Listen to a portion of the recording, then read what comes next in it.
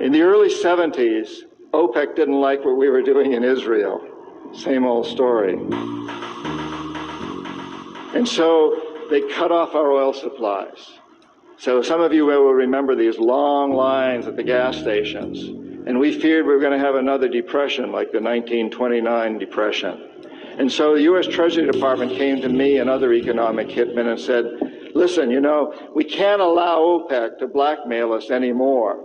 You guys got to come up with a plan so this will never happen again.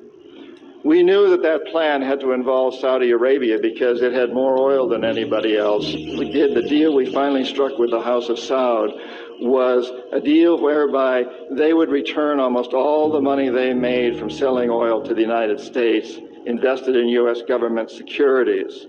The U.S. Treasury Department would use the interest from those securities, which over the years has amounted to trillions of dollars, to hire U.S. companies to westernize Saudi Arabia, build petrochemical complexes, desalination plants, whole cities out of the desert, McDonald's and all the other things that go along with our Western culture. The House of Saud would also agree to keep the price of oil within limits acceptable to the oil companies, possibly not acceptable to you and me, but acceptable to the oil companies. And this is very, very important. They agreed that they would never, ever sell oil for anything other than U.S. dollars. It was an amazing deal, the deal of the century. It was history-making, incredibly powerful deal that we struck with Saudi Arabia. The corporatocracy looked at this as an incredible success. I had done my job. We economic hitmen did a great job with that one.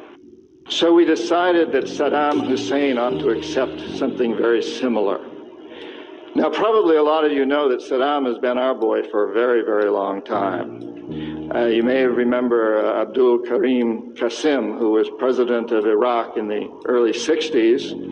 Qasim came up with a unique concept.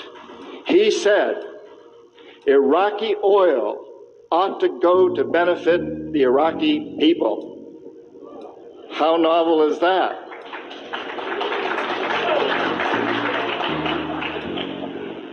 But we didn't like that very much. He began to tax the oil companies, particularly the British and some American companies, and threatened to nationalize our oil companies. And so we decided that Qasim had to go. The CIA sent an assassination team. It was headed by a man who was still going through high school, an Iraqi citizen who was still going through high school.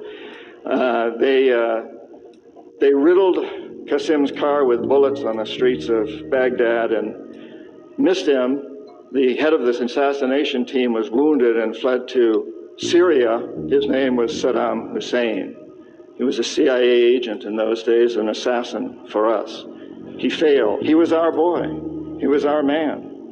And so and we sold him and gave him a lot of tanks. We built him Bechtel, built him big chemical. I don't know, my father-in-law was chief architect at Bechtel. Built Saddam big chemical plants that were used, and we knew that they were used to make mustard gas and other chemical weapons that were being employed against the Kurds and later the Iranians. We knew this, but we sold him these things. We have to remember that Middle Eastern oil is the oil that's used by a great deal of Europe, and China, and Japan. If we control Middle Eastern oil, we control our biggest potential competitors, Japan, China, Europe.